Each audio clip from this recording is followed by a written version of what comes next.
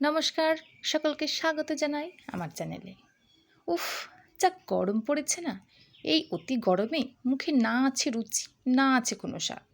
তো তার জন্য একটু ভিন্ন স্টাইলে আজকে আমি মাছের একটা পাতলা ঝোল বানাবো। এতে মুখের স্বাদ অনেকটাই ফিরিয়ে আনবে। তো আজকে আমি বানাবো সর্ষে দিয়ে বাটা মাছের পাতলা ঝোল।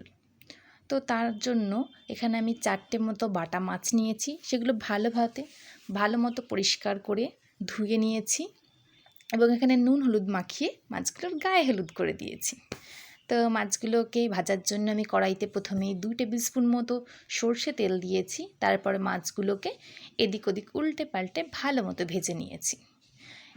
মাছ ভাজাগুলো তুলে নিয়ে এখানে আবার আমি কড়াইতে 4 টেবিল স্পুন মতো সর্ষের তেল দিয়েছি এবং এখানে একটা ছোট্ট সাইজের পেঁয়াজ কুচি করে কেটে নিয়ে কড়াইতে দিয়ে দিয়েছি। চলুন পেঁয়াজগুলো ভাজা যাক।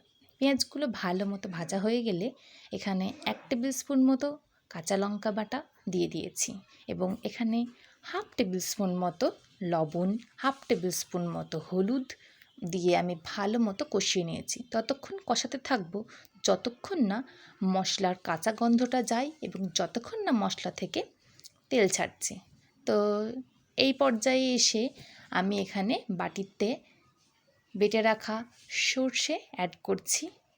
সর্ষেটা অবশ্যই জলে গুলে দেবেন, না হলে তেতো হয়ে যেতে পারে।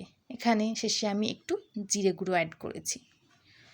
জিরে গুঁড়োটা আপনারা হাফ টেবিল স্পুন মতো অ্যাড করবেন। তারপর আমি এখানে ভেজে রাখা মাছগুলোকে দিয়ে দিচ্ছি।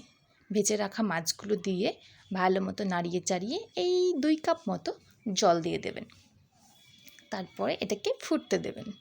এটা ফুটতে শুরু করে দিয়েছে, দেখুন কত সুন্দর কালার এসছে। নামানোর আগে 2টো চেরা কাঁচা লঙ্কা দিয়ে নামাবো, তাহলে খুব ভালো সুগন্ধ আসবে।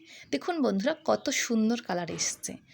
তো আপনারা অবশ্যই ট্রাই করবেন, এতে আপনাদের মুখের স্বাদও ফিরে আসবে। ভালো লাগলে অবশ্যই লাইক কমেন্ট করবেন। ধন্যবাদ।